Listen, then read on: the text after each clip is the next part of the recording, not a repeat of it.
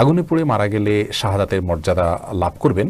নবী করিম সাল্লাল্লাহু আলাইহি ওয়াসাল্লাম বিভিন্ন হাদিসে শাহাদাতের মর্যাদা লাভ করবে এরকম ব্যক্তিদের প্রকার উল্লেখ করা যায়। কোনো কোনো হাদিসে আসছে যে শাহিদ ও খামসুন, 5 ব্যক্তি শাহাদাতের মর্যাদা লাভ করবে। এর ভিতরে নবী করিম সাল্লাল্লাহু আলাইহি ওয়াসাল্লাম বলেছেন যিনি আগুনে পুড়ে মারা যান তার কথা।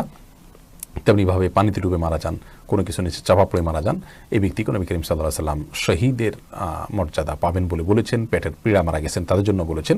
আবু দাউদের একটি হাদিসে আসছে ওয়াসাহিবুল হারিকি শহীদ, যে ব্যক্তি আগুনে পুড়ে মারা গেলেন তিনি শহীদ হবেন, অর্থাৎ শহীদের মর্যাদা পাবেন।